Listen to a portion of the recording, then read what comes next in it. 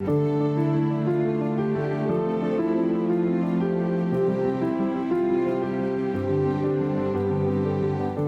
I very first went to Millwall and was introduced to the first team, I played a midfield role, which was an 8 in this position here. Predominantly, what it was to be a defensive midfielder, in defence obviously, and also a box-to-box midfielder that'll make the box. But I think one of the biggest things that we focused on as a football club was affecting these areas here in the channels, behind the defence. Nothing directly straight. It was more in these areas, wide. How? For instance, in a goal kick, we used to pull the 9 on this shoulder, the 9 on this shoulder here of the defender. We used to tuck in the players, move everyone to the right side of the pitch, for instance. And our main aim was when this ball travelled into this area, was either a flick on, knockdowns, or to secure the ball. But what we wanted loads of bodies and on the front foot to affect the opposition to go backwards. But then through this, a flick on, it will be runs in behind, second ball to pick up, to then attack. I think for me as a midfielder, it was good to understand and know this, because it become easier for us to implement our style. Whether the ball was being played for the midfield here and we had an overload on the left-hand side, we could play wide, move up the pitch. This ball possibly had to go back, and then that same sort of movement as players. The ball would then go over the top. But this is where I was always thinking as a player, if he's on this side of me and he's watching the ball, and ball watching was running on the shoulder to then penetrate areas with inside the box to try and get a third man run. Would want obviously a lot of penetration in the wings, but I think the biggest implementation was affecting the wide areas.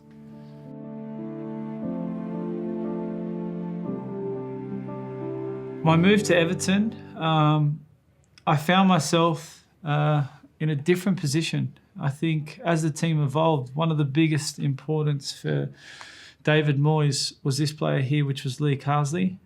His job was to shield the defence, which was Alan Stubbs, David Weir. So basically he would never move. These defenders would never come out. This would be Tommy Gravison, and this would be me. In attack, when we had the ball, our main aim was to get Tommy Gravison within the holes, on the shoulders of the 6s.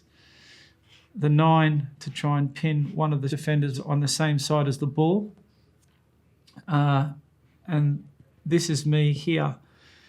My job, if Tommy was here, was possibly to receive the ball. Would want Cahill higher, pushing this guy back here, then coming into the space. If not, as the ball is getting moved forward, I could then come forward and affect the top half of the pitch as we progressed. I think because Tommy was our luxury player, I knew very early on that in defence, after player had progressed, we'd end up like this. There'll be a possible overload in attack. I had to find myself playing alongside Lee Carsley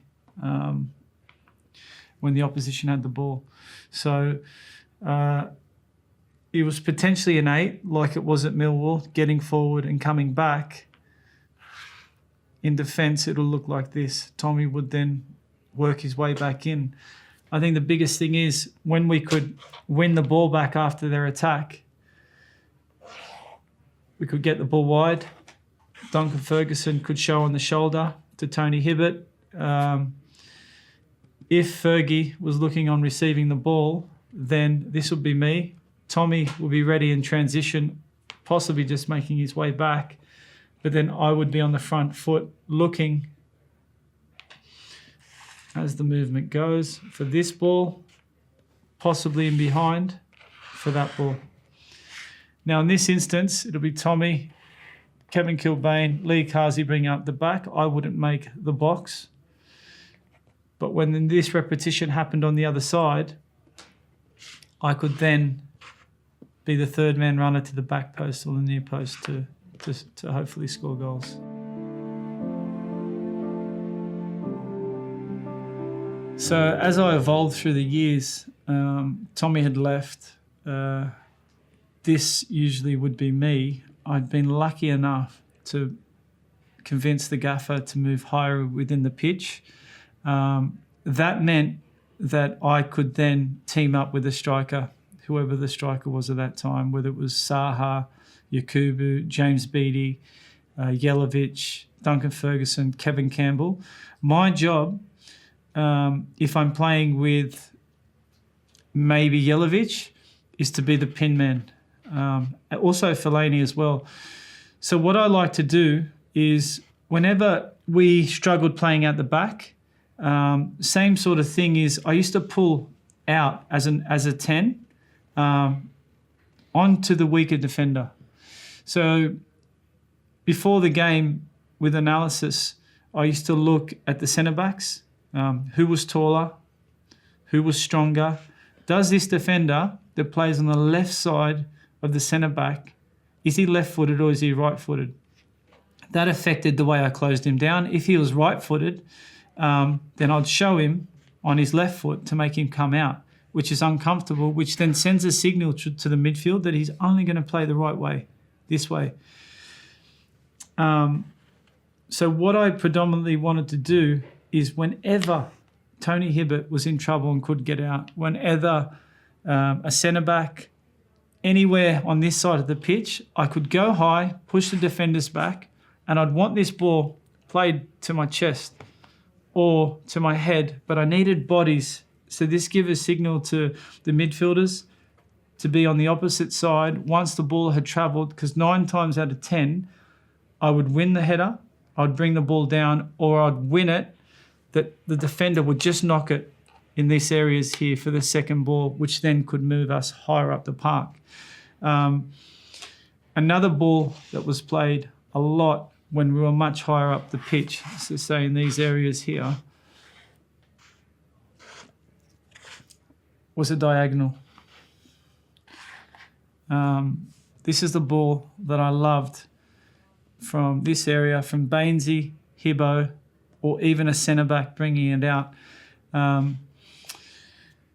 This also sent a signal when the team was quite high up, not because of my pace, but if I had received the ball on a diagonal and with my leap that I could run onto it, if this was a centre-back that I knew that I could dominate, then I'd only want the diagonal from this side. Now, if I'm playing against John Terry, I don't want this ball diagonal at all, because the percentages are I'm not going to win it and they're not going to get the knockdowns.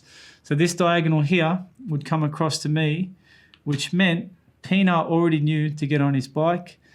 Bainesy knew that he could get the second ball. The midfield, this player here, it wasn't a diagonal so much unless it was perfect to here.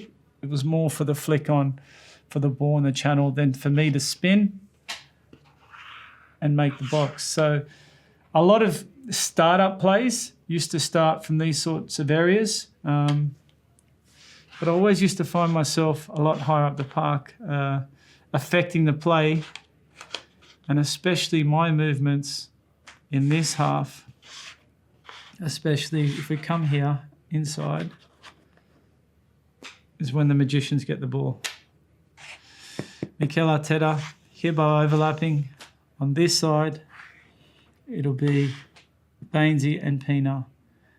I knew as a 9, an 8, a 10, that once the magic was happening amongst these players, that I would make 1, 2 movements, and they would know as soon as I was in the park what would happen, and that would be me making the back post to score.